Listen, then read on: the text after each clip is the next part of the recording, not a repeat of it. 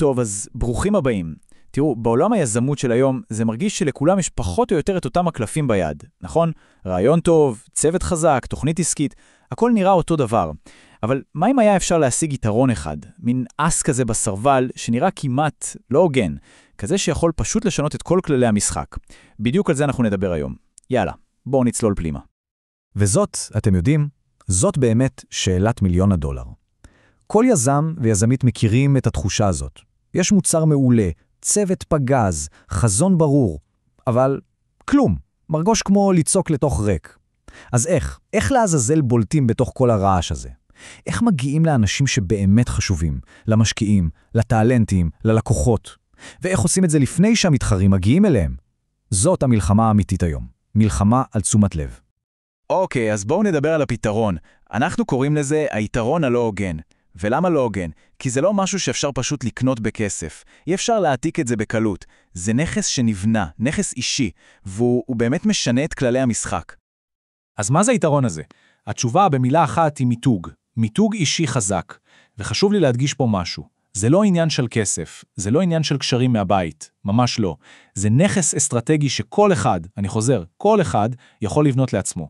תחשבו על זה רגע כמו על מגנט. במקום לרדוף אחרי הזדמנויות, המגנט הזה פשוט מושך אותן. זה כל הסיפור. אוקיי, אז מה זה בכלל מיתוג אישי?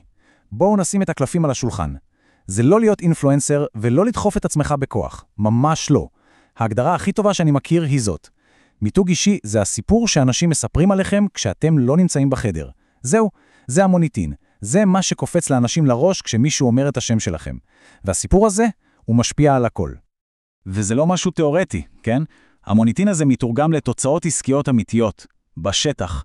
תראו, כשיש מותג אישי חזק, פתאום משקיעים רוצים לדבר, כי הם מאמינים בך, לא רק ברעיון על הנייר. פתאום העובדים הכי טובים בשוק, הם רוצים לעבוד אצלך. לידים מתחילים להגיע לבד, כי אנשים סומכים על המומחיות. והתקשורת? היא פונה אליך כדי לשמוע מה יש לך להגיד. זה פשוט הופך את כל המשוואה, זה שינוי יסודי.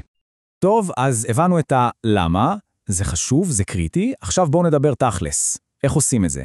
הכנו פה מדריך ממש פרקטי, 4 שלבים פשוטים כדי להתחיל לבנות את המותג הזה. אז הנה מפת הדרכים, 4 שלבים, ושימו לב, הסדר פה הוא קריטי, הכל מתחיל מבפנים. שלב ראשון, למצוא את המסר. מה הסיפור? אחר כך, שלב שני, בוחרים זירה. איפה הקהל נמצא? לינקדין, טוויטר, פודקאסט. משם, שלב שלישי, והוא סופר חשוב, יוצרים תוכן, בעקביות. וזה לא אומר שצריך עכשיו הפקות ענק, כן? פוסט קצר פעם בשבוע עם תובנה, זה מספיק. העיקר זה התמדה. והשלב הרביעי, הדבק שמחבר הכל, יוצרים קשר, בונים קהילה.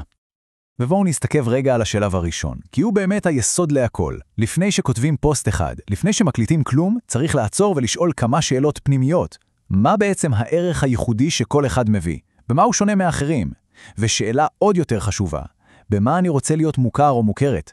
מה אני רוצה שיגיגו עליי כשאני לא בחדר? התשובות לשאלות האלה הן הבסיס של כל הבית הזה שאנחנו בונים. ופה קורה שינוי תפיסה מאוד מהותי. תראו, רובנו נמצאים בצד של צרכני התוכן.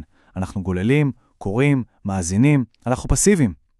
כדי לבנות מותג צריך לעבור צד, לעבור למגרש של יוצרי התוכן.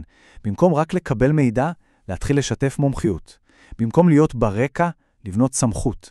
במקום לעקוב אחרי השיחה, להתחיל אותה. זה שינוי מחשבתי שצריך לעשות. וזאת אולי הנקודה הכי חשובה בכל התהליך הזה.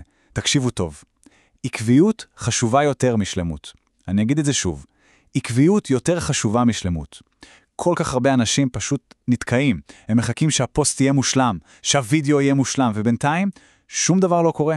הסוד הוא לא בפרסום אחד מבריק פעם בשנה. הסוד הוא בלהופיע, שוב ושוב ושוב. המומנטום זה שם המשחק. אוקיי, אז למה כל המאמץ הזה בעצם? בואו נסתכל רגע על התמונה הגדולה, על ההשפעה לטווח הארוך.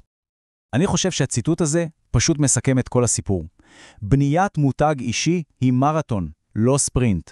זה לא טריק לרווח מהיר, זה לא משהו שעושים ואחרי חודש רואים תוצאות מטורפות. לא. זו השקעה לטווח ארוך, השקעה בנכס הכי חשוב שיש לנו, אנחנו. המוניטין הזה ילך איתנו לכל מקום, לכל חברה שנקים, לכל תפקיד שנעשה. זה הנכס האמיתי.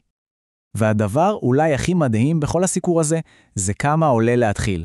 מה העלות הראשונית כדי להתחיל לבנות את המותג הזה אונליין? התשובה היא אפס. כלום. הפלטפורמות קיימות הן בחינם.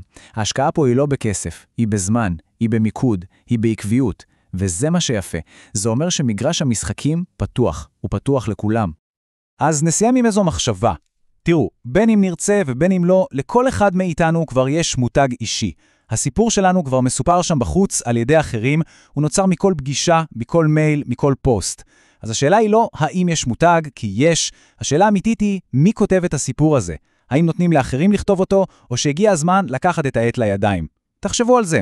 תודה רבה.